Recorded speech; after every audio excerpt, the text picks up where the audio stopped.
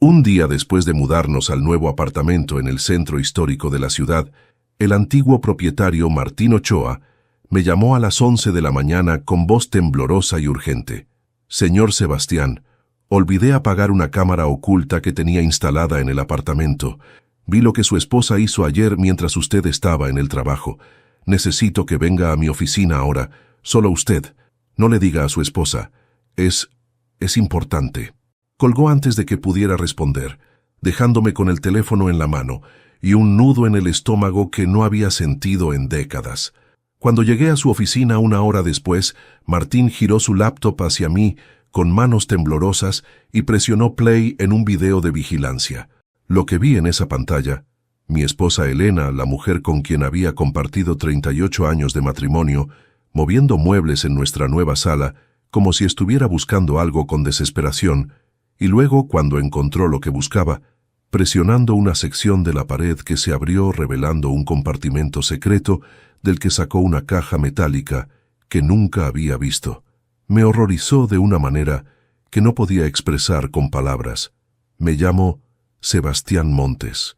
Tengo 64 años, cabello gris que alguna vez fue castaño oscuro, manos que todavía recuerdan el peso de los compases y reglas de dibujo de mis 40 años como arquitecto, y un corazón que hasta ese momento en la oficina de Martín Ochoa había creído conocer completamente a la mujer que dormía a mi lado cada noche.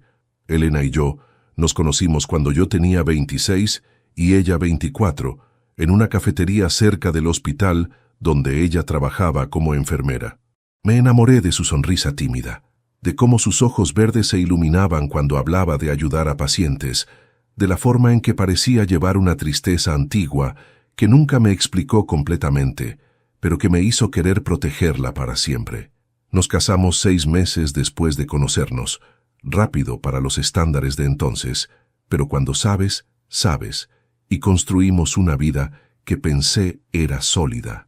No tuvimos hijos, algo que Elena decía que era por problemas médicos que prefería no discutir, y yo nunca presioné porque la amaba lo suficiente para que eso no importara. Trabajé durante 4 décadas diseñando edificios por toda la ciudad, jubilándome hace 2 años con una pensión cómoda. Elena dejó de trabajar como enfermera hace 20 años, diciendo que el estrés del hospital era demasiado, y desde entonces se había dedicado a la casa, al voluntariado en la biblioteca local, a una vida tranquila que nunca me dio razón para sospechar nada. Pero antes de continuar, me gustaría saber si te suscribiste al canal y si te gustó el video. Esto me ayuda a ver que me apoyas y disfrutas de mis historias. Ahora, continuemos. El apartamento que acabábamos de comprar era un lugar especial. Estaba en un edificio Art Deco de los años 1940, tercer piso, con techos altos y ventanas que daban a una plaza arbolada.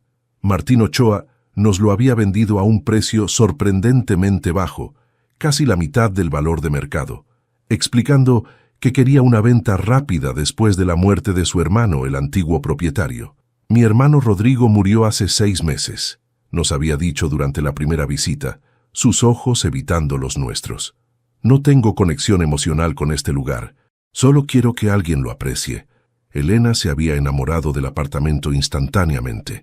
Insistió en que lo compráramos incluso cuando yo señalé que era demasiado grande para solo 2 personas. «Es perfecto», había dicho con una intensidad que raramente mostraba. «Este es el lugar correcto, lo siento». Ahora sentado en la oficina de Martín, viendo el video de mi esposa en ese apartamento perfecto, entendía que su insistencia no había sido sobre los techos altos o las ventanas hermosas. En el video, Elena entraba al apartamento alrededor de las 2 de la tarde. Yo había salido a almorzar con un ex colega y no regresaría hasta las 6. Ella miraba alrededor nerviosamente, como si se asegurara de estar sola, y luego comenzaba a mover muebles en la sala. El sofá, la mesa de café, todo lo empujaba hacia un lado con una fuerza sorprendente para una mujer de 62 años. Y entonces se arrodillaba frente a una sección de la pared que parecía completamente normal. Sus dedos presionaban ciertos puntos en el panel de madera, un patrón específico, como si conociera un código, y una sección de aproximadamente medio metro cuadrado se deslizaba hacia adentro, y luego hacia un lado.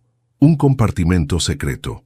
Dentro había una caja metálica, del tipo que se usa para documentos importantes o dinero.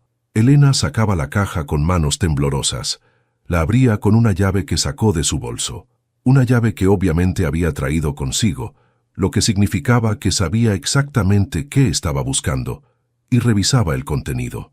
No podía ver claramente qué había dentro desde el ángulo de la cámara, pero vi papeles, algo que parecían fotografías, y lo que podría haber sido fajos de billetes. Ella se quedaba ahí por casi 20 minutos, leyendo documentos, llorando silenciosamente. En un momento, sacaba su teléfono y tomaba fotografías de algunos papeles.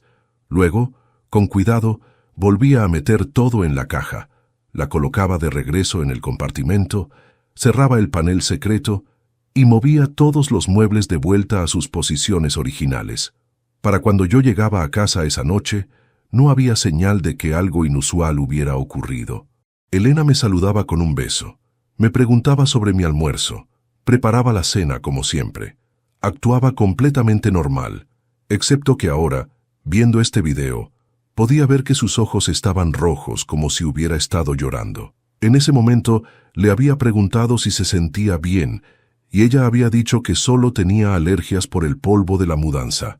Había mentido, directamente a mi cara. ¿Qué hay en esa caja?, pregunté a Martín, mi voz sonando extraña incluso para mí.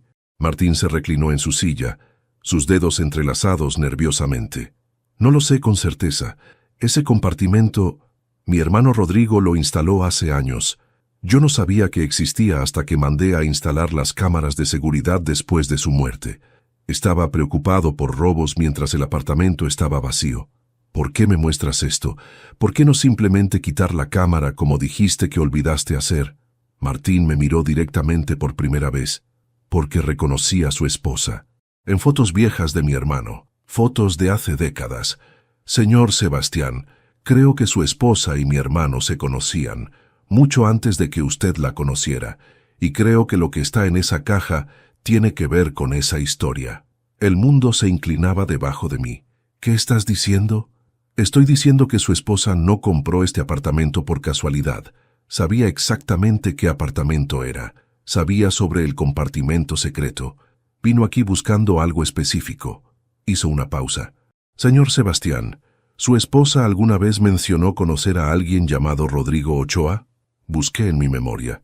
38 años de conversaciones, de noches hablando sobre nuestros días, nuestros pasados, nuestros sueños.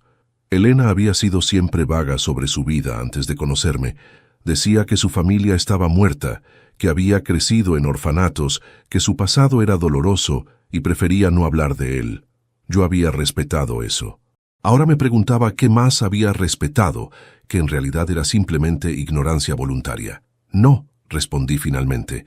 Nunca mencionó ese nombre. Pues debería preguntárselo. Martín sacó una carpeta de su escritorio, porque encontré esto entre las cosas de mi hermano después de su muerte. Abrió la carpeta. Dentro había fotografías. La primera mostraba a un hombre joven, tal vez de 30 años, guapo, bien vestido, con el brazo alrededor de una mujer joven. Una mujer que reconocí instantáneamente, a pesar de que la foto tenía décadas de antigüedad.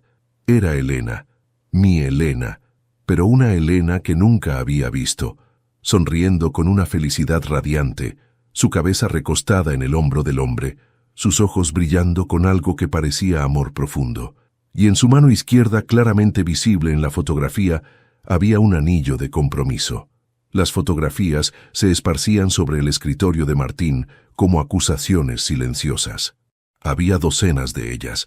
Elena y Rodrigo en restaurantes elegantes en la playa, en lo que parecía ser un viaje a Europa. En todas, ella lucía feliz de una manera que nunca había visto en nuestros 38 años juntos. No la felicidad tranquila de nuestra vida matrimonial, sino algo más intenso, más salvaje, más joven. ¿Cuándo fueron tomadas estas fotos? Mi voz salió ronca. Según las fechas en el reverso, entre 1982 y 1984, hace 40 años. Martín volteó una fotografía. En la parte de atrás, con tinta desvanecida, decía: Rodrigo y mi amor, Acapulco, marzo 1983. Hice cálculos rápidos. En 1983, Elena tenía 22 años. Yo la conocí en 1986, cuando tenía 25. Eso significaba que esta relación con Rodrigo había terminado 2 o 3 años antes de que nos conociéramos. ¿Por qué nunca lo mencionó? ¿Por qué inventó la historia de los orfanatos y la familia muerta cuando claramente había tenido una vida completamente diferente? ¿Qué más encontraste?, pregunté. Martín sacó más documentos. Recibos de un apartamento que Rodrigo rentaba en 1983, a nombre de Elena Ruiz. Hizo una pausa. Ruiz era su apellido de soltera, ¿verdad? Asentí, incapaz de hablar. También encontré esto. Me pasó un documento legal amarillento. Era un contrato de arrendamiento. El apartamento rentado estaba en este mismo edificio. De hecho, era este mismo apartamento. Elena vivió aquí, susurré. Vivió aquí con Rodrigo hace 40 años. Parece que sí. Y señor Sebastián, hay algo más que necesita saber sobre mi hermano. Martín respiró profundamente. Rodrigo no era un hombre común. Era empresario, sí, pero también estaba casado. Tenía esposa e hijos cuando estaba con Elena. La traición se sentía en capas. Elena había sido la otra mujer. Y luego, años después, se había casado conmigo sin mencionar nada de esto. ¿Por qué? ¿Qué había en esa caja que justificaba guardar estos secretos durante 4 décadas? ¿Cómo murió tu hermano?, pregunté. Oficialmente, ataque cardíaco. Tenía 72 años, problemas de salud. Pero antes de morir, Rodrigo había estado actuando extraño, llamándome tarde por las noches, diciendo que necesitaba arreglar cosas del pasado, que había cometido errores terribles. Pensé que era la edad, tal vez demencia temprana. Pero ahora me pregunto, ¿te preguntaste qué? Si estaba tratando de contactar a Elena, de hacer las paces con lo que sea que pasó entre ellos. Salí de la oficina de Martín con la cabeza dando vueltas. Conduje a casa, a nuestro nuevo apartamento que ahora parecía contaminado con secretos, sin recordar realmente el camino. Elena estaba en la cocina cuando entré, preparando café, tarareando suavemente. «Llegas temprano», dijo con una sonrisa. «¿Cómo estuvo tu reunión con el contador?» Otra mentira. Le había dicho que iba a reunirme con un contador sobre asuntos de jubilación. En cambio, había estado viendo evidencia de que mi matrimonio estaba construido sobre engaños. «Elena», dije tratando de mantener mi voz calmada, «necesitamos hablar». Algo en mi tono la alertó. Su sonrisa se desvaneció. «¿Qué pasa? ¿Alguna vez has estado en este apartamento antes?» «Antes de que lo compráramos». Vi el pánico cruzar por su rostro. Apenas un segundo, antes de que su expresión se volviera neutra. ¿Qué tipo de pregunta es esa? Por supuesto que no. ¿Por qué? Porque Martín Ochoa me mostró algo hoy. Fotografías. De ti y su hermano Rodrigo. De ti viviendo en este apartamento hace 40 años. Elena se puso pálida. La taza de café que sostenía comenzó a temblar en su mano. Sebastián, ¿Quién era Rodrigo Ochoa para ti? Era alguien que conocí hace mucho tiempo. Antes de ti. No tiene importancia ahora. ¿No tiene importancia? Nos mudamos al apartamento donde viviste con otro hombre, un hombre que aparentemente significó lo suficiente para que guardaras su secreto durante nuestro matrimonio completo. Y ayer, mientras yo estaba fuera, abriste un compartimento secreto y sacaste una caja. ¿Qué hay en esa caja, Elena? Sus ojos se agrandaron. ¿Cómo sabes sobre cámaras de seguridad? Martín las instaló después de la muerte de Rodrigo. Te vio todo. Elena dejó caer la taza. Se estrelló contra el suelo, esparciendo café y cerámica. Pero ella no se movió para limpiarlo. Solo se quedó ahí, mirándome con una expresión que nunca había visto. Terror mezclado con algo que podría ser alivio. «Sebastián», dijo finalmente, su voz apenas un susurro. «Hay cosas sobre mi pasado que nunca te conté. Cosas que pensé que estaban enterradas para siempre. Pero cuando Rodrigo murió, supe que tenía que volver aquí. Tenía que recuperar algo que dejé hace 40 años. ¿Qué dejaste? La verdad sobre quién soy realmente, y sobre algo que hice que ha perseguido cada día de mi vida desde entonces». Elena se dejó caer en una silla de la cocina, su rostro entre las manos. El café derramado formaba un charco oscuro a sus pies, pero ninguno de los dos se movió para limpiarlo. El silencio entre nosotros era denso, cargado de 38 años de una intimidad que ahora parecía construida sobre arena movediza. «No puedo hacer esto aquí», dijo finalmente, levantando la vista. «Si vas a saber la verdad, tiene que ser completa, y para eso necesito mostrarte lo que hay en esa caja». 10 minutos después, estábamos en la sala. Elena movió el sofá exactamente como había hecho en el video, sus movimientos mecánicos, practicados. Presionó los puntos específicos en el panel de madera, arriba a la izquierda, centro, abajo a la derecha, y el compartimento se abrió con un clic suave. La caja metálica estaba ahí, esperando como un testigo silencioso de secretos antiguos. Elena la sacó con reverencia, como si contuviera algo sagrado o terrible, tal vez ambas cosas. Antes de abrirla, dijo, sus manos temblando sobre la tapa, «Necesitas entender algo. Cuando te conocí, Sebastián, yo era una persona rota. Rodrigo me había destruido de maneras que no creía posibles. Tú me salvaste sin saber que necesitaba ser salvada. Te amé, te amo, con cada parte de mí que todavía era capaz de amar. Pero había partes de mi pasado que eran demasiado dolorosas, demasiado vergonzosas para compartir. Elena, solo muéstrame qué hay en la maldita caja». Ella abrió la tapa. Dentro, tal como había visto en el video, había documentos, fotografías y efectivo. Pero ahora podía ver los detalles. Las fotografías mostraban a Elena embarazada, muy embarazada.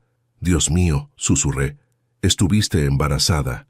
«De 7 meses en esa foto», dijo Elena, su voz plana. «Rodrigo y yo estuvimos juntos durante 2 años. Yo tenía 22 cuando nos conocimos. Él tenía 35, casado con 2 hijos.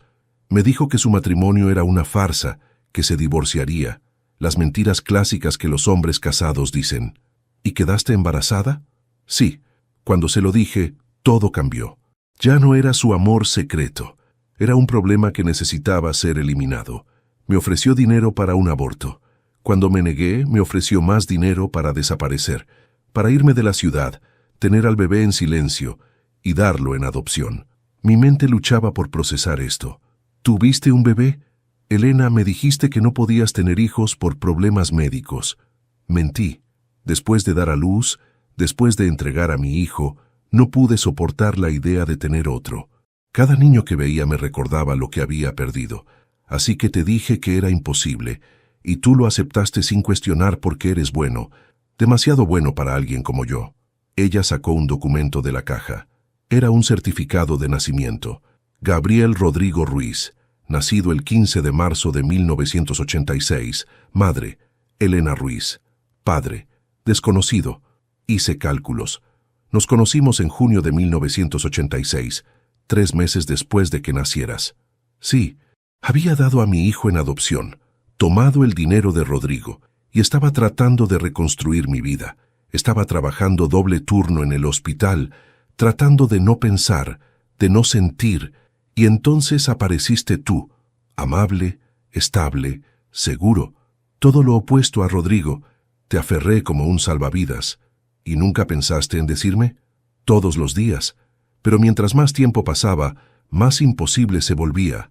¿Cómo le dices a tu esposo de 10 años que tuviste un hijo secreto? ¿De 20 años? ¿De 30? Cada aniversario hacía la verdad más difícil de decir. Miré los otros documentos en la caja. Había registros de adopción, recibos del dinero que Rodrigo había pagado, 50,000 pesos, una fortuna en 1986 y algo más, una carta, escrita en papel grueso, con la letra elegante de Rodrigo. «¿Qué es esto?», pregunté tomando la carta. «Léela», dijo Elena. «Es por eso que volví, por eso que necesitaba esta caja». Desdoblé el papel. La carta estaba fechada 3 meses antes de la muerte de Rodrigo. «Mi querida Elena», comenzaba, «si estás leyendo esto, significa que finalmente encontraste el valor de regresar. He mantenido este apartamento todos estos años esperando. Sé que no merezco tu perdón por lo que hice, por cómo te traté, por hacerte elegir entre tu hijo y tu futuro. Pero hay algo que debes saber. Gabriel, nuestro hijo, merece conocer la verdad. Y yo he estado siguiendo su vida. Necesito que vengas. Necesito darte información sobre dónde está, quién es. Merece tener una madre. Y tú mereces conocerlo antes de que sea demasiado tarde. Para ambos. Rodrigo. La carta se deslizó de mis dedos y cayó sobre la alfombra. Durante varios minutos, ninguno de los dos habló. El reloj de pared marcaba cada segundo con un tic-tac que sonaba ensordecedor en el silencio denso de la sala.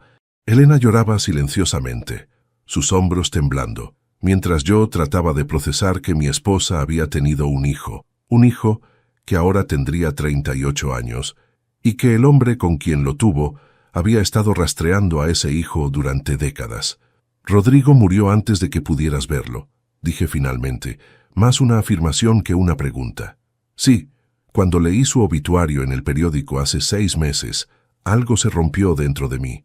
Durante 40 años había empujado todo esto al fondo de mi mente, pero saber que Rodrigo había encontrado a Gabriel, que sabía dónde estaba, quién era, no podía dejarlo ir. Tenía que venir aquí, tenía que encontrar esa información. ¿Por qué no me lo dijiste? ¿Por qué toda esta secreto? Elena me miró con ojos rojos e hinchados. Porque tenía miedo. Miedo de que me dejaras, miedo de que me odiaras por todas las mentiras, y sobre todo, miedo de enfrentar lo que hice hace tantos años. Entregar a mi bebé porque un hombre casado me pagó para desaparecer. Me puse de pie y comencé a caminar de un lado a otro.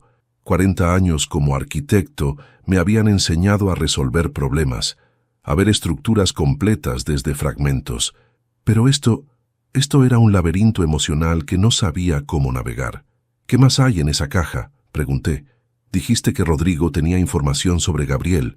¿La encontraste? Elena asintió y sacó una carpeta manila gruesa.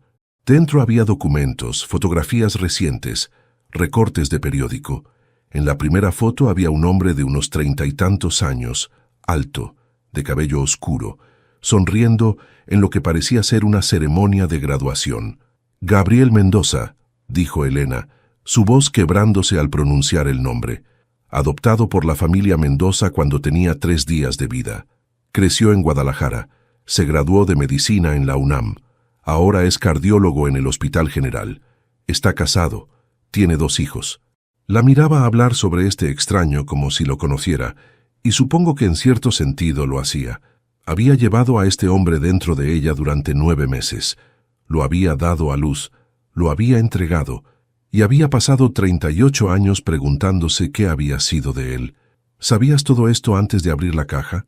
No, solo sabía que Rodrigo tenía información. Cuando abrí la caja ese día que tú estabas fuera, fue la primera vez que vi su rostro desde que era un bebé. Lágrimas frescas corrieron por sus mejillas. Se parece a Rodrigo. Tiene sus ojos, su sonrisa, pero también tiene mi nariz, mi cabello. Tomé la carpeta y revisé los documentos. Rodrigo había sido meticuloso. Había contratado investigadores privados que rastrearon a Gabriel durante años. Tenía informes de cada hito importante. Su primer día de escuela, su graduación de preparatoria, su entrada a la universidad, su boda, el nacimiento de sus hijos. Rodrigo había observado la vida de su hijo desde las sombras, nunca acercándose, nunca revelándose.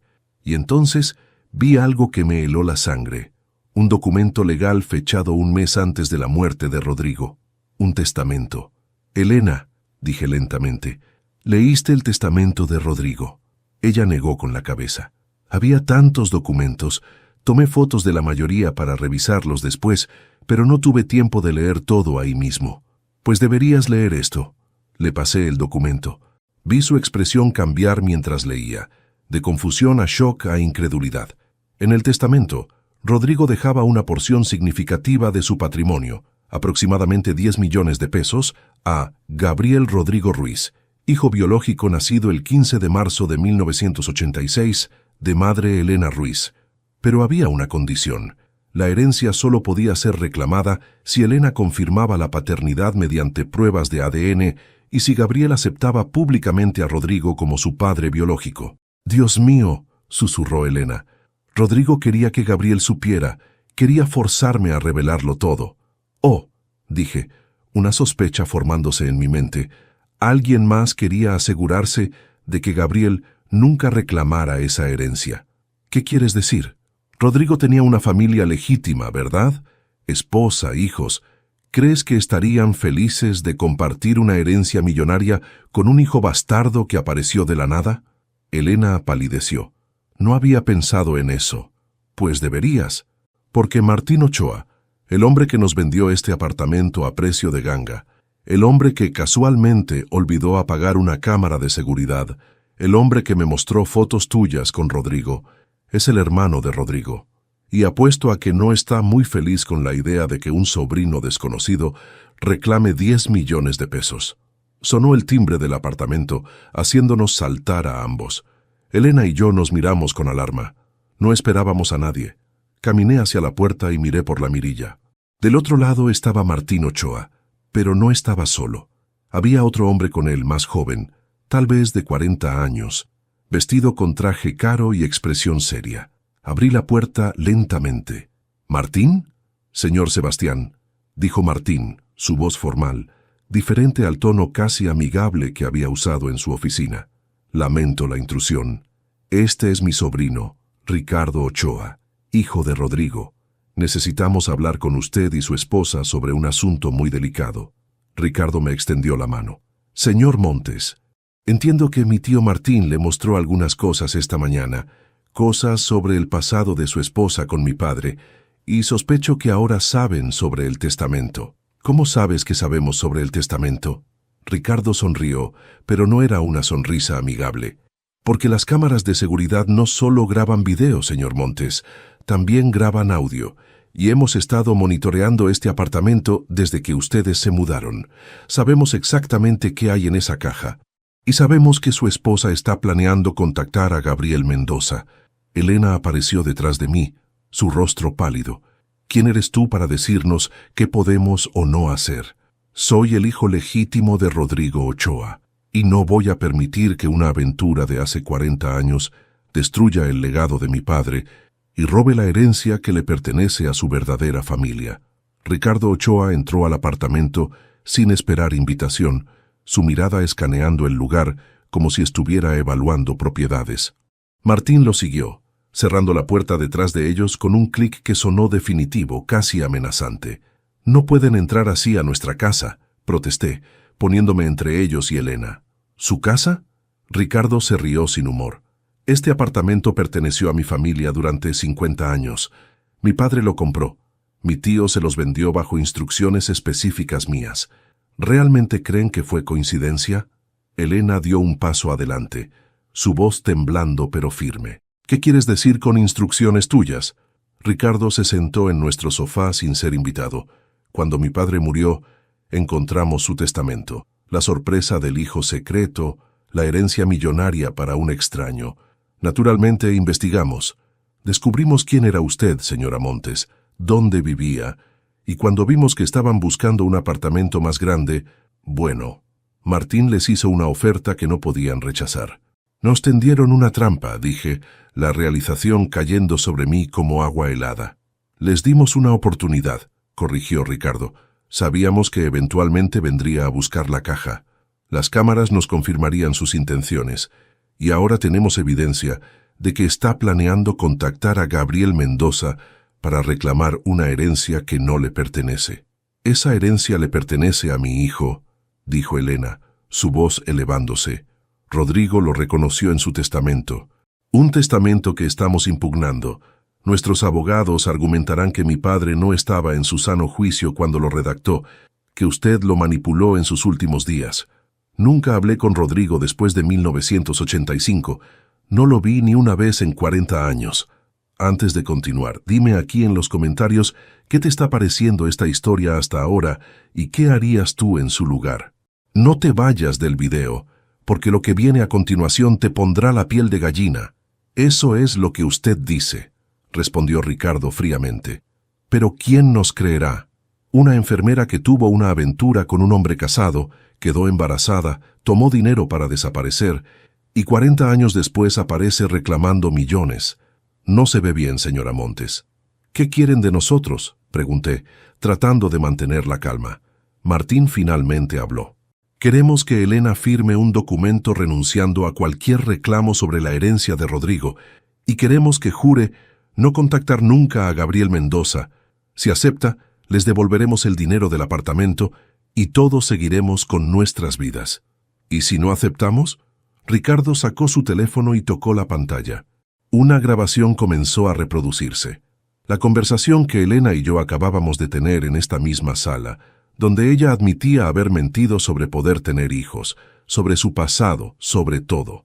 «Tenemos horas de grabaciones», dijo Ricardo, «de ustedes discutiendo el testamento, planeando contactar a Gabriel. Si esto llega a los tribunales, destruiremos su credibilidad. Y no solo eso. Imaginen lo que pensará su hijo Gabriel cuando descubra que la madre biológica que lo abandonó ahora aparece buscando dinero». Elena se desmoronó, cayendo en una silla. «No es por el dinero. Solo quiero conocerlo. Solo quiero que sepa que existí, que lo amé aunque lo entregara». «Qué conmovedor», dijo Ricardo con sarcasmo. Pero la respuesta es no. Gabriel Mendoza tiene una vida, familia. No necesita que una desconocida aparezca con historias sobre su padre biológico muerto. «Gabriel tiene derecho a saber la verdad», dije firmemente. «Gabriel tiene derecho a vivir en paz», replicó Ricardo. «Ustedes firman la renuncia o hacemos pública cada mentira que Elena ha dicho en 40 años. Su esposo descubrirá que su matrimonio entero fue construido sobre engaños. Sus amigos, su familia, todos sabrán. ¿Realmente vale la pena por dinero que ni siquiera necesitan?» Miré a Elena, vi el dolor en sus ojos, la desesperación, y en ese momento tomé una decisión. «Fuera», dije con voz baja pero firme. «Salgan de nuestro apartamento ahora». Ricardo se puso de pie lentamente. «Está cometiendo un error, señor Montes». «No, el error fue creer que podían intimidarnos. Pueden tener grabaciones, pueden tener abogados, pero no pueden cambiar un hecho.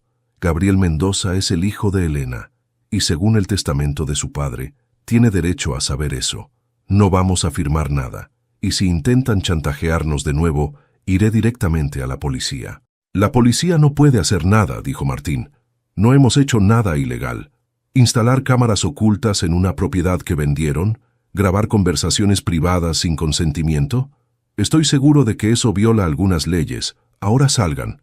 Los dos hombres se dirigieron a la puerta, pero Ricardo se volvió una última vez. «Esto no ha terminado, y cuando Gabriel sepa la verdad completa, cuando sepa que su madre biológica lo abandonó por dinero, no va a querer nada con ustedes». La puerta se cerró detrás de Ricardo y Martín, pero el veneno de sus palabras quedó flotando en el aire. Elena seguía sentada en la silla, temblando, con las manos cubriendo su rostro. Me acerqué y me arrodillé frente a ella, tomando sus manos entre las mías. «Elena», dije suavemente, «necesito que me digas algo con absoluta honestidad. ¿Quieres conocer a Gabriel porque es tu hijo o porque hay 10 millones de pesos en juego?» Ella levantó la vista, sus ojos verdes brillando con lágrimas y algo que parecía indignación. «¿Cómo puedes preguntarme eso? He vivido 40 años con un agujero en mi corazón. Cada cumpleaños, cada Navidad, me preguntaba dónde estaría, si estaría bien, si sería feliz. El dinero no significa nada comparado con la posibilidad de verlo, aunque sea una vez. Entonces lo haremos. Encontraremos a Gabriel y le diremos la verdad. Sebastián, si hacemos eso, Ricardo cumplirá sus amenazas, destruirá mi reputación, hará que todo parezca una estafa por dinero. Que lo intente. Pero primero necesito saber todo, absolutamente todo sobre Rodrigo, sobre Gabriel, sobre por qué realmente dejaste la enfermería hace 20 años. Elena respiró profundamente. Dejé la enfermería porque un día, hace 20 años, vi a un niño en el hospital. Tenía 14 años, había tenido un accidente. Y Sebastián, cuando lo vi, era como mirar un fantasma. Tenía la edad que Gabriel habría tenido. Se parecía a cómo imaginaba que se vería mi hijo. Me quebré completamente. No pude volver a trabajar después de eso. ¿Por qué nunca me dijiste? Porque significaría admitir todo lo demás. Y tenía tanto miedo de perderte. Eres lo único bueno que salió de esos años oscuros. Pasé la siguiente hora, revisando toda la información en la caja. Rodrigo había sido increíblemente exhaustivo. Tenía no solo datos sobre Gabriel, sino también copias de registros médicos, reportes escolares, incluso fotografías de eventos familiares tomadas desde lejos. Era obsesivo y triste a la vez, Un padre observando la vida de su hijo sin poder ser parte de ella. «Hay algo más aquí», dije, sacando un sobre sellado del fondo de la caja. «Está dirigido a Gabriel». Elena tomó el sobre con manos temblorosas. «¿Crees que deberíamos abrirlo?» «No, es para él». Pero esto confirma que Rodrigo quería que Gabriel supiera la verdad. Escribió esta carta esperando que algún día se la entregaras. «¿Y ahora qué hacemos?» «Ahora», dije, sacando mi teléfono, «llamamos a alguien que puede ayudarnos a navegar esto legalmente. Mi sobrina Adriana es abogada especializada en derecho familiar. Si alguien puede protegernos de Ricardo y asegurarse de que Gabriel reciba lo que le corresponde, es ella». Adriana llegó 2 horas después. A sus 35 años, era una de las abogadas más respetadas en la ciudad. Cuando le explicamos la situación, las grabaciones ilegales, las amenazas de Ricardo, el testamento disputado, sus ojos se iluminaron con la determinación que reconocí de su padre, mi hermano fallecido. «Ricardo Ochoa se está jugando un juego peligroso», dijo después de revisar todos los documentos. «Instalar cámaras sin su consentimiento es ilegal. Las grabaciones no serían admisibles en corte. Y amenazarlos con difamación para prevenir que ejecuten un testamento legítimo podría constituir extorsión». «¿Entonces podemos detenerlos?», preguntó Elena con esperanza. «Podemos. Pero tía Elena, necesito preguntarte algo importante. ¿Estás preparada para conocer a Gabriel? Porque una vez que abramos esta puerta no hay vuelta atrás. Su vida cambiará, la tuya cambiará, y no sabemos cómo reaccionará. Necesito intentarlo. Aunque me rechace, aunque me odie, necesita saber que no lo abandoné porque no lo amaba. Que cada día desde entonces he pensado en él. Está bien. Entonces aquí está mi plan». Adriana abrió su laptop. «Primero, presentamos una denuncia contra Ricardo y Martín por las grabaciones ilegales. Eso les quitará su munición. Segundo, contactamos a Gabriel directamente, pero lo hacemos correctamente. Le enviamos una carta formal explicando la situación, incluyendo la carta de Rodrigo. Le damos la opción de responder o no». «¿Y el testamento?», pregunté. «El testamento es válido. Rodrigo estaba en pleno uso de sus facultades cuando lo redactó. Tengo contactos que pueden testificar sobre su estado mental. Ricardo puede impugnarlo, pero perderá». Elena tomó mi mano. «¿Estás seguro de esto, Sebastián? Una vez que empecemos, nuestra vida nunca volverá a ser la misma». Miré a la mujer con quien había compartido 38 años. Había mentido, sí. Había guardado secretos devastadores, pero también había sido mi compañera, mi apoyo, mi amor, y ahora necesitaba que yo fuera el suyo. Estoy seguro, Gabriel merece conocer su historia, y tú mereces la oportunidad de ser su madre, aunque sea 40 años tarde. Adriana comenzó a teclear. «Bien, daré inicio a los procedimientos legales mañana. Mientras tanto, necesito que escriban una carta para Gabriel. Cuéntenle la historia completa. Sean honestos sobre todo. Las mentiras solo empeorarán las cosas». Esa noche, Elena y yo nos sentamos juntos y escribimos la carta más difícil de nuestras vidas. Le contamos a Gabriel sobre el amor entre su madre y Rodrigo, sobre el embarazo, sobre la dolorosa decisión de darlo en adopción, sobre los 40 años de arrepentimiento. Le dijimos que no esperábamos nada de él, pero que queríamos que supiera que había sido amado desde el momento de su concepción. 3 días después, enviamos la carta certificada al Hospital General dirigida al doctor Gabriel Mendoza. Y entonces esperamos. La respuesta llegó más rápido de lo esperado. 6 días después de enviar la carta, recibimos una llamada de un número desconocido. Elena contestó con manos temblorosas y puso el altavoz. «Señora Elena Montes». La voz era masculina, profunda, controlada. «Habla Gabriel Mendoza». Elena se quedó sin aliento, incapaz de responder por un momento. Yo tomé su mano dándole fuerza. «Sí», logró decir finalmente. «Soy yo. Recibí su carta. Y la carta de Rodrigo Ochoa». Hubo una pausa. «Necesito verla». «A ambos. ¿Pueden reunirse conmigo mañana a las 3 de la tarde? Hay una cafetería cerca del hospital llamada El Refugio». «Sí, por supuesto. Estaremos ahí». «Bien, y señora Montes, traigan todo, todas las pruebas que tengan, porque necesito saber si esto es real o algún tipo de estafa elaborada». La línea se cortó. Elena y yo nos miramos, una mezcla de esperanza y terror en nuestros ojos. Va a conocerme, susurró Elena. Después de 40 años voy a ver a mi hijo. Pero esa noche, mientras nos preparábamos para dormir, mi teléfono sonó. Era Adriana. Tío, tenemos un problema. Grande. ¿Qué pasó? Ricardo Ochoa presentó una demanda. No solo está impugnando el testamento, está acusando a Elena de fraude, extorsión y manipulación de un anciano en sus últimos días. Afirma que Elena contactó a Rodrigo antes de su muerte. Lo convenció de cambiar su testamento y ahora está usando documentos falsificados para reclamar una herencia fraudulenta. Eso es absurdo. Elena nunca vio a Rodrigo después de 1985. Lo sé. Pero Ricardo tiene algo que nos complica. Dice que tiene un testigo que vio a Elena visitando a Rodrigo en el hospital 2 semanas antes de su muerte. Elena, quien había estado escuchando, palideció. Eso es imposible. Yo nunca... Espera, interrumpí recordando algo. Elena, ¿en qué hospital murió Rodrigo? No lo sé, nunca investigué los detalles. Adriana respondió. Hospital General, el mismo donde trabaja Gabriel. Las piezas comenzaron a encajar. Es una trampa. Ricardo está inventando testigos para desacreditar a Elena antes de que pueda conocer a Gabriel. Quiere que Gabriel piense que su madre biológica es una estafadora. Es peor que eso, dijo Adriana. El testigo es una enfermera del turno nocturno. Dice que vio a una mujer de 60 y tantos años, cabello castaño grisáceo, visitando a Rodrigo varias veces.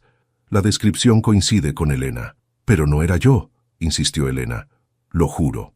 Te creo. Pero necesitamos probarlo. ¿Dónde estabas hace 6 meses? Específicamente las 2 semanas antes de la muerte de Rodrigo. Elena pensó. En abril, ¿verdad? Estaba... Oh, Dios. Estaba visitando a mi prima Lucía en Monterrey. Pasé 2 semanas con ella porque acababa de tener cirugía. ¿Puedes probarlo? Lucía puede confirmarlo, y probablemente haya registros de hotel, recibos. Consíguelos todos. Los necesitamos ahora. Al día siguiente, mientras Elena recopilaba evidencia de su coartada, yo decidí investigar por mi cuenta. Algo no cuadraba. Si Ricardo estaba tan seguro de ganar la batalla legal, ¿por qué fabricar testigos? ¿Por qué arriesgarse a cargos de perjurio? Llamé a Martín Ochoa directamente. Contestó al tercer timbre. Señor Montes. ¡Qué sorpresa! Necesitamos hablar solo nosotros dos, sin Ricardo. Hubo una pausa. ¿Por qué? Porque creo que estás siendo usado, y creo que no sabes cuán lejos está dispuesto a llegar Ricardo para proteger su herencia. No sé de qué habla. La enfermera testigo, la que supuestamente vio a Elena visitando a Rodrigo. ¿La conoces personalmente o Ricardo te dijo sobre ella? Silencio. Martín, eras hermano de Rodrigo. ¿Realmente crees que cambió su testamento porque una antigua amante lo manipuló? ¿O es posible que finalmente decidió hacer lo correcto por el hijo que abandonó? Rodrigo era complicado. Tenía remordimientos sobre muchas cosas. ¿Te habló sobre Gabriel? Otra pausa, más larga. Sí, en sus últimos meses hablaba de él constantemente. Decía que había cometido el peor error de su vida al abandonarlo, que quería enmendarlo. Entonces, sabes que el testamento fue decisión de Rodrigo, no manipulación de Elena. Pero Ricardo es mi sobrino, es familia. ¿Y Gabriel no lo es? Es hijo de tu hermano, Martín. Tiene tu sangre tanto como Ricardo. Escuché un suspiro profundo al otro lado de la línea. Reúnanse conmigo en mi oficina. Esta noche a las 8. Hay algo que necesito mostrarles. Cuando Elena y yo llegamos a la oficina de Martín esa noche, él no estaba solo. Había otro hombre con él, mayor, de unos 70 años, con bata blanca y estetoscopio colgando del cuello. Este es el doctor Ramírez, presentó Martín. Fue el médico tratante de Rodrigo en sus últimas semanas. El doctor nos saludó con gravedad. Señora Montes, señor Montes, Martín me contó sobre la situación, y hay algo que necesitan saber sobre la enfermera que supuestamente la vio visitando a Rodrigo. ¿Qué hay con ella? No existe. Revisé todos los turnos nocturnos de esas 2 semanas. Ninguna enfermera coincide con la descripción que Ricardo proporcionó. Y más importante, Rodrigo estaba en cuidados intensivos. Las visitas estaban estrictamente controladas. Solo familia inmediata permitida. Si Elena hubiera intentado visitarlo, habría registro. Entonces Ricardo mintió. No solo mintió, dijo Martín sacando su teléfono. Fabricó evidencia, miren esto. Nos mostró mensajes de texto entre él y Ricardo. En ellos, Ricardo instruía a Martín sobre qué decir, cómo presionar a Elena, cómo usar las grabaciones para intimidarlos. Pero había un mensaje que destacaba. Si no se retiran voluntariamente, tendremos que eliminar el problema de otra manera. ¿Eliminar? Elena palideció. ¿Qué significa eso? Martín parecía enfermo. No estoy seguro, pero Ricardo ha estado actuando extraño, haciendo llamadas privadas, reuniéndose con gente que no conozco. El mensaje de Ricardo brillaba en la pantalla del teléfono de Martín como una amenaza silenciosa. Eliminar el problema de otra manera. Las palabras resonaban en mi cabeza. Cada interpretación peor que la anterior. ¿Crees que Ricardo es capaz de hacernos daño físicamente?, pregunté, tratando de mantener mi voz estable por Elena.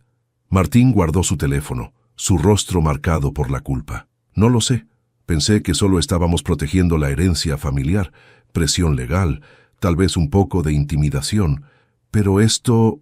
señaló hacia el teléfono. Esto es diferente. Ricardo ha cambiado desde la muerte de Rodrigo. Está obsesionado con el dinero. El doctor Ramírez intervino. Hay algo más que deben saber. Rodrigo no murió de un simple ataque cardíaco. Solicité una autopsia más exhaustiva, porque algo no me pareció correcto. Los resultados mostraron niveles elevados de digoxina en su sistema, un medicamento cardíaco que en dosis altas puede provocar arritmias fatales. ¿Estás diciendo que lo asesinaron? Elena se aferró a mi brazo. Estoy diciendo que la cantidad de digoxina en su sistema no era consistente con su prescripción. Alguien pudo haber estado aumentando sus dosis deliberadamente durante semanas.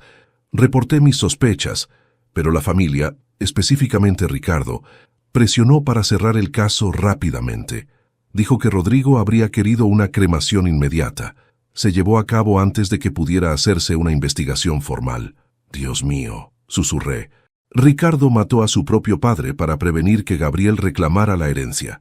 No tengo pruebas, advirtió el doctor. Los registros de la autopsia desaparecieron misteriosamente del archivo del hospital. Solo tengo mis notas personales. Pero sí, esa es mi sospecha. Martín se dejó caer en su silla, luciendo repentinamente viejo y cansado. Rodrigo era mi hermano. Si Ricardo lo mató, he estado ayudando a un asesino.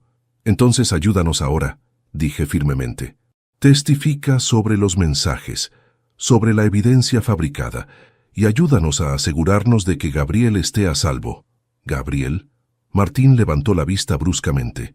¿Por qué estaría Gabriel en peligro? Porque si Ricardo fue capaz de matar a su padre por dinero, ¿qué crees que hará cuando Gabriel aparezca reclamando una herencia de 10 millones? Elena se puso de pie abruptamente. La reunión, mañana a las 3. Gabriel quiere vernos en esa cafetería. Sebastián, ¿y si Ricardo sabe? ¿Y si está planeando algo? ¿Cómo sabría Ricardo sobre la reunión?, preguntó Martín. Entonces lo entendí. Las cámaras. Todavía están funcionando, ¿verdad? En nuestro apartamento.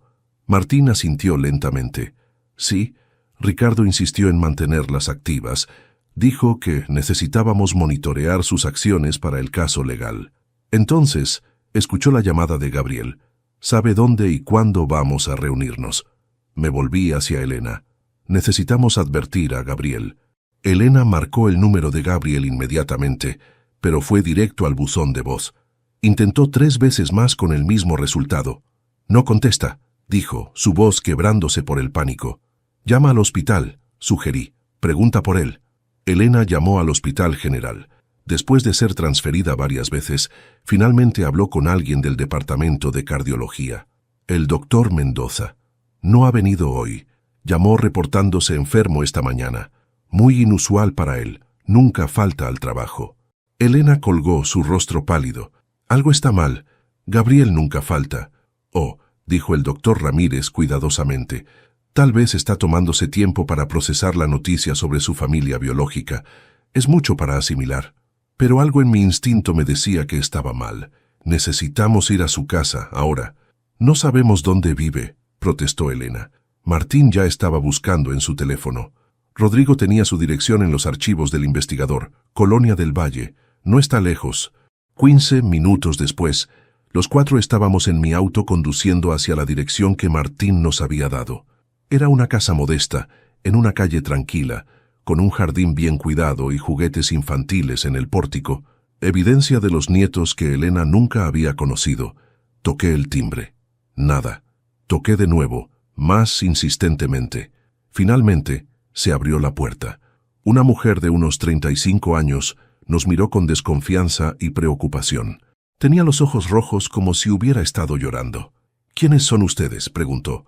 «Mi nombre es Elena Montes. Soy la madre biológica de Gabriel. ¿Está él aquí? ¿Está bien?». La expresión de la mujer, que asumí era la esposa de Gabriel, se transformó de desconfianza a algo cercano al miedo. «No sé quién es usted realmente, pero necesita irse.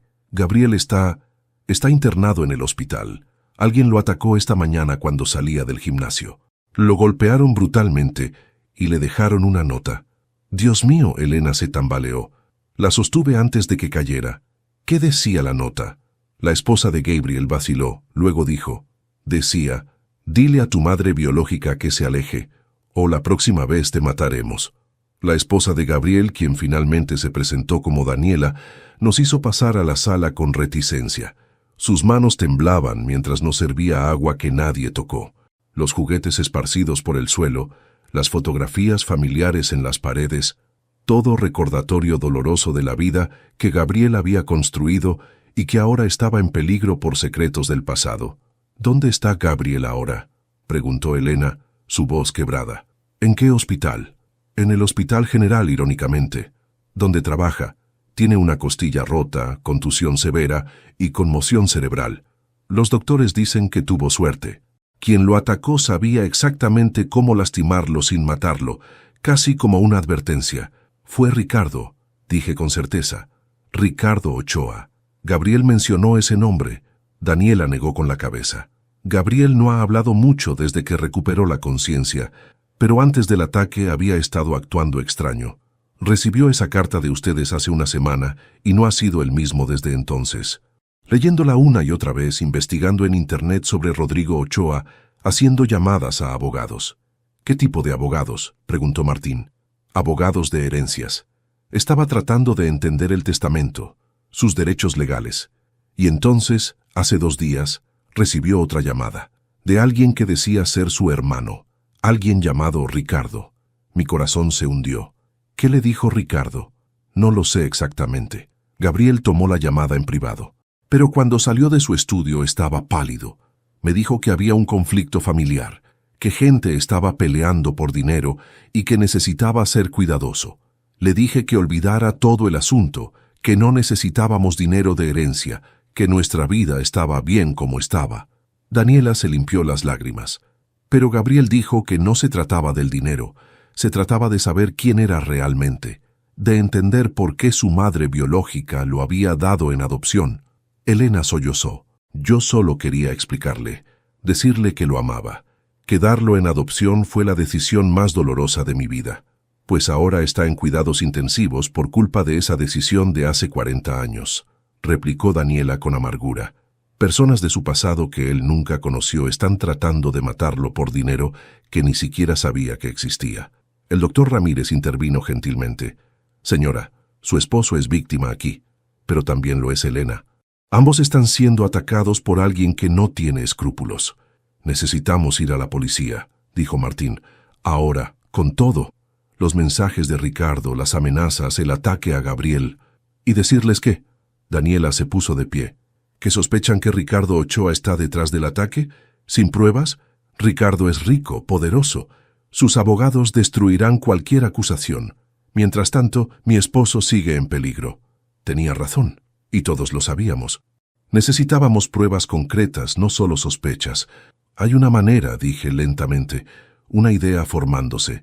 Las cámaras en nuestro apartamento. Ricardo ha estado monitoreándolas, escuchando nuestras conversaciones. ¿Qué pasaría si le diéramos algo que escuchar? Algo que lo hiciera revelar sus verdaderas intenciones. ¿Qué tipo de algo?, preguntó Elena. Una trampa. Le hacemos creer que nos estamos rindiendo, que vamos a firmar la renuncia a la herencia y desaparecer. Pero insistimos en una reunión en persona para entregarle los documentos.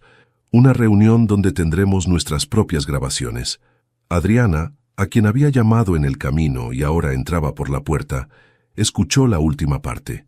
Tío, eso es peligroso. Si Ricardo fue capaz de mandar golpear a Gabriel, por eso no iremos solos. Y no será en un lugar privado. Será en público, con testigos y con la policía alertada de antemano. La policía no hará nada sin evidencia, repitió Daniela. Entonces les daremos evidencia. Adriana, ¿puedes conseguir un permiso de grabación legal? ¿Algo que haga admisible cualquier confesión que Ricardo haga? Puedo intentarlo, pero llevará tiempo, y necesitaríamos cooperación de la Fiscalía. Yo puedo ayudar con eso, dijo el doctor Ramírez. Tengo contactos en la Fiscalía. Con mis sospechas sobre la muerte de Rodrigo y el ataque a Gabriel, puedo argumentar que hay suficiente para iniciar una investigación formal. Pasamos las siguientes 2 horas planeando cada detalle. Regresaríamos al apartamento y tendríamos una conversación privada, donde Elena expresaría su disposición a renunciar a la herencia a cambio de la seguridad de Gabriel. Mencionaríamos una reunión específica, mañana a las 6 de la tarde en un restaurante público del centro, donde supuestamente entregaríamos los documentos firmados. Si Ricardo estaba monitoreando las cámaras como sospechábamos, tomaría el anzuelo. Esa noche, Elena y yo actuamos nuestra escena para las cámaras ocultas. Fue extrañamente doloroso hablar en nuestra propia casa, sabiendo que estábamos siendo observados, que cada palabra estaba siendo analizada por alguien que nos deseaba mal. No puedo arriesgar la vida de Gabriel, dijo Elena con voz cansada, perfectamente convincente. Ni la tuya, Sebastián. El dinero no importa. Firmaré lo que Ricardo quiera. ¿Estás segura?, respondí, siguiendo el guión que habíamos preparado. Es la herencia de tu hijo. Rodrigo quería que Gabriel la tuviera. Rodrigo está muerto, y Gabriel casi lo está también. No vale la pena. Pausa dramática. Llamaré a Martín mañana. Les diré que nos reuniremos en el restaurante La Española a las 6. Firmaré la renuncia y esto terminará. Apagamos las luces y nos fuimos a la cama, pero ninguno de los dos durmió. Alrededor de las 2 de la mañana, mi teléfono vibró. Un mensaje de Martín. Ricardo acaba de llamarme. Quiere confirmar la reunión de mañana. Mordió el anzuelo. El día siguiente pasó en una agonía de preparativos. Adriana consiguió la cooperación de la Fiscalía.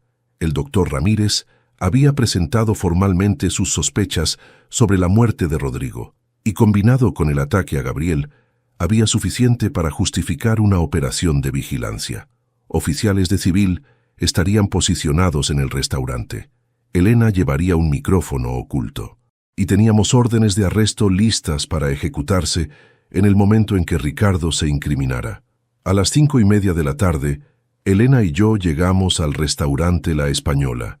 Era un lugar elegante en el centro histórico, con techos altos, ventanas amplias y suficientes mesas para que los oficiales encubiertos se mezclaran sin ser obvios.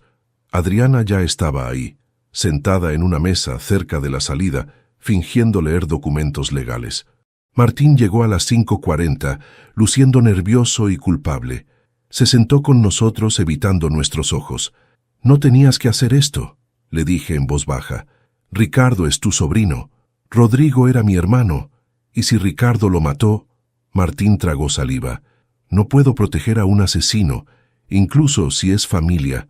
Ricardo llegó exactamente a las 6, acompañado de 2 hombres grandes con trajes que gritaban «seguridad privada» o algo peor. Se sentó frente a nosotros con una sonrisa confiada que me dio ganas de golpearlo. «Señora Montes, señor Montes, me alegra que hayan visto la razón. Solo queremos que esto termine», dijo Elena, su voz temblando genuinamente. «Que Gabriel esté a salvo. Gabriel estará perfectamente seguro una vez que firmen estos documentos». Ricardo sacó papeles de su maletín. Una renuncia completa a cualquier reclamo sobre la herencia de mi padre. Y un acuerdo de no contactar a Gabriel Mendoza bajo ninguna circunstancia. «¿Y si no firmamos?», pregunté, provocándolo deliberadamente. «¿Enviarás a tus matones a golpearnos también? ¿Como hiciste con Gabriel?». La sonrisa de Ricardo vaciló por un segundo. «No sé de qué habla». «No, Gabriel fue atacado ayer, brutalmente golpeado, y le dejaron una nota advirtiéndole que se alejara de su madre biológica. ¿Vas a decirme que eso fue coincidencia? El mundo es un lugar peligroso». especialmente para gente que mete la nariz donde no debe. Ricardo se inclinó hacia adelante, su voz bajando. Pero puedo asegurarles que si firman estos papeles y desaparecen, no habrá más incidentes desafortunados. ¿Incidentes como el que mató a tu padre?, intervino Martín repentinamente, su voz temblando de emoción. Aumentaste sus dosis de digoxina durante semanas, ¿verdad? El doctor Ramírez sospechó, pero tú te aseguraste de cremar el cuerpo antes de que pudiera probarlo. Ricardo se puso rígido. Cuidado con tus acusaciones, tío. Mi padre murió de un ataque cardíaco. Tenía 72 años y problemas de salud.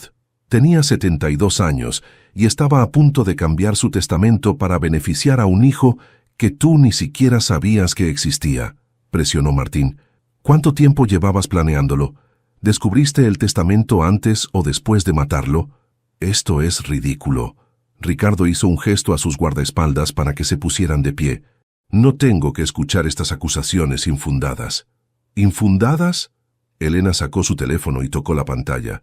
La voz del doctor Ramírez llenó el aire, describiendo los niveles anormales de digoxina, sus sospechas sobre el envenenamiento, cómo Ricardo había presionado para una cremación rápida. El rostro de Ricardo se puso rojo. Eso no prueba nada, y no es admisible en corte. Tal vez no, dije, pero esto sí lo es. Señalé a Adriana, quien ahora estaba de pie junto con 6 oficiales de policía uniformados que habían estado mezclados entre los otros comensales. Has estado siendo grabado durante toda esta conversación, Ricardo. Acabas de amenazarnos con incidentes desafortunados si no firmábamos. Y cuando Martín te acusó de matar a tu padre, no lo negaste. Solo dijiste que las acusaciones eran infundadas y que no había pruebas. Esa no es la reacción de un hombre inocente. También tenemos los mensajes de texto, añadió Adriana acercándose con los oficiales. Los mensajes donde le instruiste a Martín cómo intimidarnos, donde mencionaste eliminar el problema de otra manera, y tenemos testigos que te conectan con los hombres que atacaron a Gabriel Mendoza.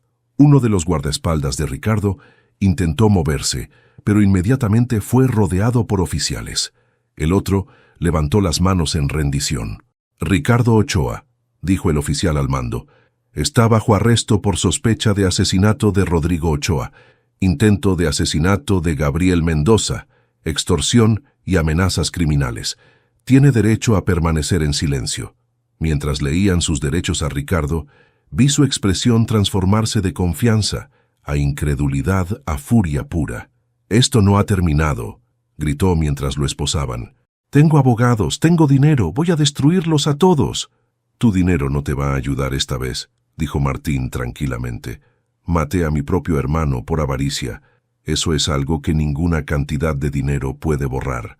Cuando se llevaron a Ricardo, el restaurante estalló en murmullos. Los otros comensales, que habían sido testigos involuntarios de todo el drama, miraban con ojos grandes. El gerente del restaurante parecía a punto de desmayarse.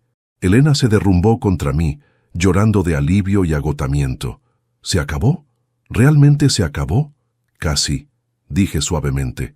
Todavía hay alguien a quien necesitas ver. Adriana se acercó, su expresión profesional suavizada por algo que parecía esperanza. Gabriel salió del hospital esta tarde. Está en casa. Daniela llamó hace una hora. Gabriel quiere conocerte, tía Elena. Quiere conocer a su madre biológica. El viaje a la casa de Gabriel fue el más largo de mi vida, aunque solo tomó 20 minutos. Elena no dijo ni una palabra durante todo el camino, simplemente miraba por la ventana con las manos entrelazadas en su regazo, apretándolas tan fuerte que sus nudillos estaban blancos. 40 años de dolor, arrepentimiento y anhelo estaban a punto de culminar en un encuentro que podría salir de innumerables maneras, y ambos lo sabíamos. Adriana nos había ofrecido acompañarnos, pero Elena había declinado. Esto es algo que necesito hacer sola. Bueno, con Sebastián, había dicho, tomando mi mano.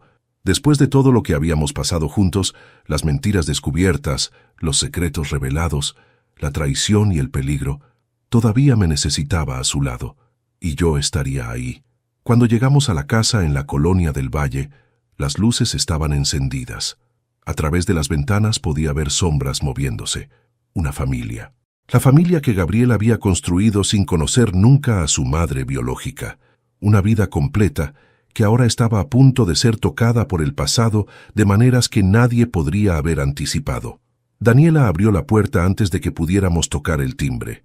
Sus ojos todavía mostraban desconfianza, pero había algo más ahora, una resignación cansada, quizás, o la aceptación de que esto era inevitable. «Está en la sala», dijo simplemente, haciéndose a un lado para dejarnos pasar. «Los niños están con mi madre esta noche. Pensé que sería mejor tener esta conversación en privado».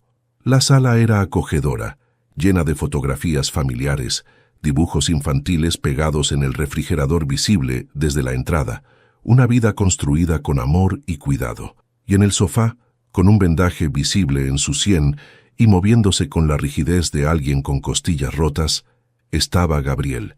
Era la primera vez que Elena lo veía desde que tenía 3 días de vida. Y la semejanza con Rodrigo era innegable. Los mismos ojos oscuros, la misma mandíbula fuerte, el mismo cabello negro aunque salpicado de gris en las sienes. Pero había algo de Elena también en la forma de su nariz, en la curva de sus labios. Gabriel se puso de pie lentamente cuando entramos, haciendo una mueca de dolor por el esfuerzo. Elena se detuvo en la entrada, congelada, sus ojos llenándose de lágrimas. «Gabriel», susurró. «Dios mío, eres tan parecido a Rodrigo Ochoa», terminó Gabriel, su voz neutra, imposible de leer. «Sí, me di cuenta cuando vi las fotografías en la carpeta que me enviaron. El hombre cuya sangre corre por mis venas pero que nunca conocí. Lo siento». Elena se quebró.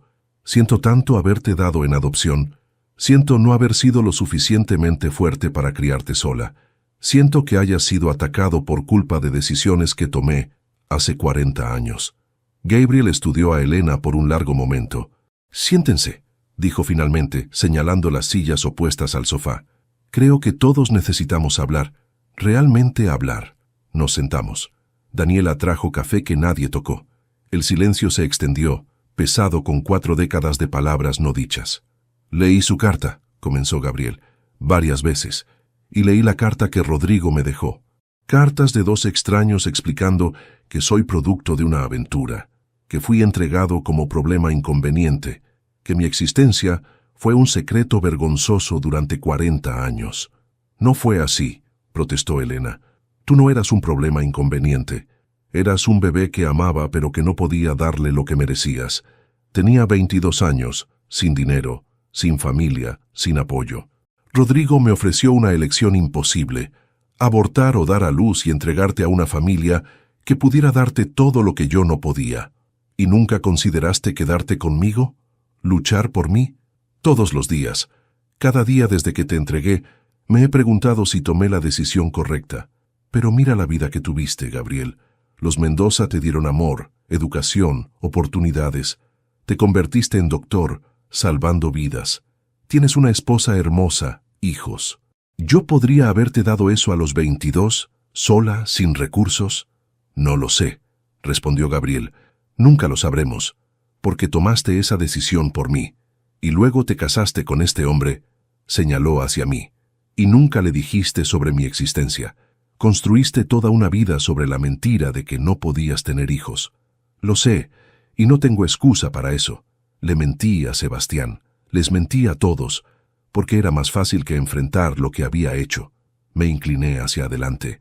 «Gabriel, sé que no me conoces y que no tienes razón para confiar en mí, pero necesito que entiendas algo. Cuando descubrí sobre ti hace 2 semanas, mi primer instinto fue sentirme traicionado. Elena me había mentido durante 38 años, pero luego vi su dolor, vi cómo el arrepentimiento la había perseguido cada día, y me di cuenta de que ella también era víctima en esta historia». «¿Víctima?». Gabriel se rió amargamente. «La mujer que me abandonó es la víctima. Víctima de un hombre poderoso que la usó y luego la descartó cuando se volvió inconveniente. Víctima de un sistema que no daba opciones reales a mujeres jóvenes en su situación. Sí, tomó decisiones que lastimaron gente. Te lastimaron a ti, me lastimaron a mí, pero no las tomó con malicia. Las tomó desde un lugar de desesperación y miedo». Gabriel guardó silencio por largo rato. Daniela se sentó junto a él, tomando su mano. Finalmente, ella habló. Gabriel ha estado luchando con esto desde que recibió su carta, dijo suavemente. Parte de él está furioso, parte de él está dolido, pero hay otra parte, la parte que es doctor, que ve a familias en crisis todos los días, que entiende que las situaciones humanas raramente son simples. Los Mendoza fueron buenos padres, dijo Gabriel. Me amaron incondicionalmente. Nunca me hicieron sentir que era adoptado, que era diferente. Y cuando les dije hace años que quería encontrar a mis padres biológicos, me apoyaron. Incluso contrataron investigadores, pero todos los registros estaban sellados. No había forma de rastrear. Porque Rodrigo se aseguró de eso, dije. Usó su poder y dinero para mantener todo oculto. No para protegerte, sino para proteger su propia reputación. Lo sé. Y eso es lo que más me molesta. No que Elena me diera en adopción. Puedo entender eso racionalmente. Pero que Rodrigo, este hombre que era mi padre, me observara durante décadas desde las sombras, sin nunca acercarse, sin darme la opción de conocerlo. Y luego solo cuando estaba muriendo, decidió que de repente le importaba, que quería hacer las cosas bien dejándome dinero en un testamento. El testamento no era solo sobre dinero, intervino Martín, quien había entrado silenciosamente durante la conversación. Conocía a mi hermano. Era complicado, egoísta en muchas formas, pero el arrepentimiento que mostró en sus últimos meses era real. El testamento era su forma de admitir su error, de reconocerte públicamente como su hijo. Un reconocimiento que casi me cuesta la vida, respondió Gabriel secamente, tocando el vendaje en su cabeza. Ricardo me golpeó.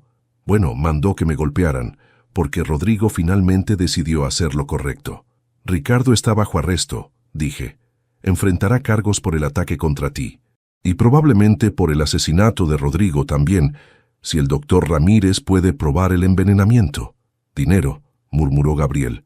Todo esto, el abandono, los secretos, la violencia, todo por dinero. ¿Saben qué? No quiero la herencia de Rodrigo. No quiero ni un peso de ese dinero manchado de sangre. Gabriel, comenzó Elena. No, es sangre sucia. Me la ofrecieron para comprar su culpa, para que perdonara décadas de abandono, solo porque ahora soy conveniente, ahora que estoy adulto y exitoso y no soy un problema que resolver. Daniela apretó su mano. Cariño, hay otra forma de verlo. Podrías tomar ese dinero y usarlo para algo bueno, algo que honre la vida que podrías haber tenido, que ayude a otros en situaciones similares. Gabriel la miró. Podía ver el amor entre ellos, la partnership que habían construido. Daniela era su ancla, su voz de razón. ¿Qué sugieres?, preguntó. Una fundación, para madres jóvenes en crisis, para apoyar adopciones éticas, para ayudar a hijos adoptados a encontrar sus orígenes biológicos si lo desean. Convierte el dinero sucio de Rodrigo en algo que realmente ayude a gente. Elena se iluminó. Eso sería hermoso. Gabriel, podrías ayudar a mujeres como yo que enfrentan decisiones imposibles. Y podrías ayudar a niños como tú que merecen conocer sus historias. ¿Y tú qué obtienes de esto? Gabriel miró a Elena directamente. ¿Expiación? ¿Perdón? ¿Una relación de madre e hijo que nunca tuvimos? Solo quiero que estés bien, respondió Elena, las lágrimas corriendo libremente ahora. Que seas feliz, que sepas que fuiste amado desde el momento en que supe que existías. No espero que me llames mamá. No espero un lugar en tu vida, solo necesitaba que supieras la verdad. Gabriel se puso de pie lentamente, haciendo muecas de dolor. Caminó hacia Elena, quien se encogió ligeramente, como si esperara que la rechazara físicamente. En cambio, extendió su mano. Mi nombre es Gabriel Mendoza, dijo formalmente. Cardiólogo, esposo de Daniela, padre de 2 hijos, y al parecer, también soy hijo biológico de Elena Ruiz y Rodrigo Ochoa. Encantado de conocerte. Elena. Elena tomó su mano con ambas suyas, sollozando. Encantada de conocerte, Gabriel. No puedo prometerte una relación instantánea, continuó Gabriel, su voz más suave ahora. No puedo simplemente borrar 40 años y pretender que eres mi madre. Los Mendoza son mis padres en todas las formas que importan. Pero hizo una pausa. Pero también entiendo que las situaciones humanas son complicadas, que la gente toma decisiones en momentos de desesperación que luego lamentan por siempre. Y quizás podemos empezar de nuevo. No como madre e hijo, sino como dos personas que comparten historia y que están tratando de entender cómo encajarnos en las vidas del otro. Eso es todo lo que podría pedir, susurró Elena. Daniela se puso de pie. ¿Por qué no nos sentamos todos y realmente hablamos? Cuéntanos sobre tu vida, Elena, sobre Sebastián, sobre cómo llegaste a ser quien eres. Y nosotros te contaremos sobre Gabriel, sobre nuestros hijos, sobre nuestra familia. No podemos cambiar el pasado, pero tal vez podemos construir algo nuevo en el presente. Pasamos las siguientes 4 horas en esa sala. Elena contó su historia, la infancia en orfanatos que no había sido completamente inventada, solo exagerada. Sus padres habían muerto cuando tenía 15, dejándola efectivamente sola. Conocer a Rodrigo a los 20 había parecido un cuento de hadas, hasta que se convirtió en pesadilla. Gabriel compartió su vida también. Los Mendoza, que lo habían adoptado como bebé y le habían dado todo el amor del mundo. Su decisión de estudiar medicina inspirada por un doctor que salvó la vida de su padre adoptivo. Su encuentro con Daniela en la residencia médica. El nacimiento de sus 2 hijos, Diego de 8 años y Sofía de 5. Tienen una abuela biológica ahora, dijo Daniela en algún momento mirando a Elena. Si quieres conocerlos, eventualmente. Cuando Gabriel esté listo, Elena lloró de nuevo, pero estas eran lágrimas diferentes, lágrimas de esperanza. Cerca de la medianoche, Martín, quien se había quedado silenciosamente todo el tiempo, finalmente habló. Rodrigo cometió muchos errores. Yo también, al ayudar a Ricardo inicialmente, pero hay algo que puedo hacer para enmendarlo. Sacó documentos de su maletín.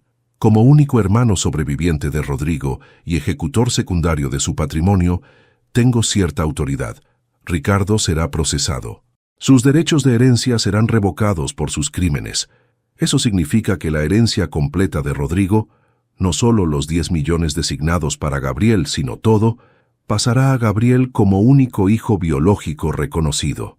No quiero... comenzó Gabriel. Escúchame. Estamos hablando de aproximadamente 45 millones de pesos. La casa de Rodrigo, inversiones, negocios, es una fortuna. Y tienes razón, está manchada. Pero Daniela también tiene razón. Puedes convertirla en algo bueno. La Fundación Gabriel Mendoza para Adopción Ética y Reunificación Familiar.